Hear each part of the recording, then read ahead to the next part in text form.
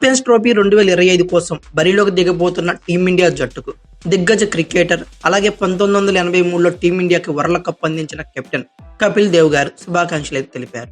అదే సమయంలో champions ట్రోఫీకి select అయిన ప్రతి ప్లేయర్ కూడా ఫామ్ లోకి రావాలంటూ సూచించారు.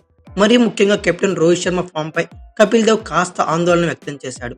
ఒక కపిల్ దేవ్ అనే కాదు, టీమిండియా ప్రతి అభిమాని కూడా ఖచ్చితంగా దీని గురించి ఆందోళన చెందుతున్నాడు అనటంలో ఎటువంటి సందేహం అయితే లేదు.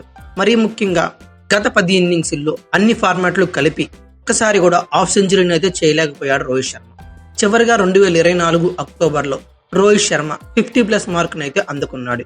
ఇప్పుడు ఇంగ్లాండ్తో జరిగిన తొలి వన్డేలోనూ 2 అడుగులు మాత్రమే చేసి ఫెయిలింగ్ చేరాడు.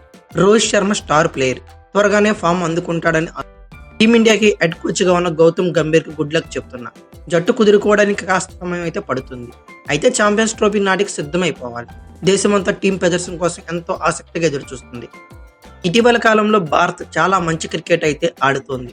కొన్నిసార్లు మాత్రం కుదురుకున్నట్లు అనిపించడం లేదు. ఎప్పుడైతే కెప్టెన్ పీలవ ఫామ్ లో ఉంటాడో ఆ ప్రభావం జట్టు పైన ఖచ్చితంగా పడుతుంది. సమస్యలు చాలానే ఎదురవుతాయి.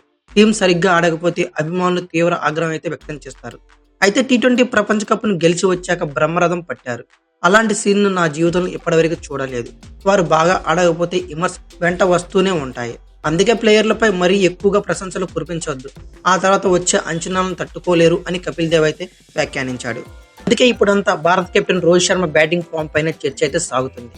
గత పొట్టి కప్ లో అద్భుత ఆరంభాలు ఇచ్చిన సారథి ఆ తర్వాత నుంచి మాత్రం బ్యాటింగ్ లో తరపాటు గురవుతున్నాడు. తాజాగా భారత మాజీ కోచ్ సంజయ్ బంగర్ కీలక సూచనలు అయితే చేశాడు. మరీ ఎక్కువగా నెట్స్ లో సాధన చేయాల్సిన అవసరం లేదన్నాడు. స్వీయ పరిశీలన చేసుకుంటే సరిపోతుందని సూచించాడు.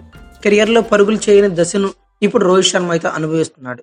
దీని నుంచి బయటపడేందుకు అతిగా సాధన చేయాల్సిన అవసరం అయితే లేదు. దానివల్ల పెద్దగా ప్రయోజనం కూడా ఉండకపోవచ్చు. అందుకు బదులు రోహిత్ ఒంటరిగా కాసేపు సమయం గడపాలి. గతంలో తన ఆటను ఆస్వాదించిన దశను గుర్తు చేసుకోవాలి. అవసరమైతే ఆ వీడియోలను కూడా చూడాలి. అప్పుడు తన బ్యాటింగ్ లోని లోపాలపై ఓ అవగాహనకు రావాలి. ఎక్కడ పొరపాటు చేస్తున్నానో తెలుసుకుంటే సరిచేసుకోవడం సులువుగా అవుతుంది. ఇలాంటివి చేస్తే ఎక్కువ ప్రయోజనం కలుగుతుంది. ఒక్కసారి రిధం అందుకుంటే చాలు, అంతేకాని నిరాశలు కూరుకుపోకూడదని సంజయ్ బంగార్ అయితే తెలిపాడు. అలాగే రోహిత్ శర్మ ఫామ్ పై రవిచంద్రన్ అశ్విన్ కూడా ఇలాగే కొన్ని వ్యాఖ్యలు అయితే చేశారు. బ్యాటింగ్ ఫామ్ పై ఆందోళనకు గురైనంత మాత్రాన ప్రయోజనం ఉండదు. బయట నుంచి అభిమానులను ప్రశ్నించడం సాధారణ విషయమే. ఇలాంటి వాటిని మనం మాటలతో అయితే ఆపలేం. మరీ ఎలా ఆపాలి? ఎప్పుడైతే అతడి బ్యాట్ నుంచి మంచి ప్రదర్శన వస్తుందో ఆటోమేటిక్ గా విమర్శలే ప్రశంసలు అవుతాయి అని భారత మాజీ క్రికెటర్ రవిచంద్రన్ అశ్విన్ స్పష్టం చేశాడు.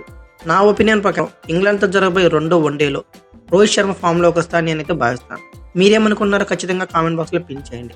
అలాగే ఈ వీడియో కనుక మీకు నచ్చినట్లయితే like, share, comment plus subscribe చేసుకోండి. అలాగే పక్కనే ఉన్న బెల్ ఐకాన్ నొక్కడం మాత్రం మర్చిపోకండి.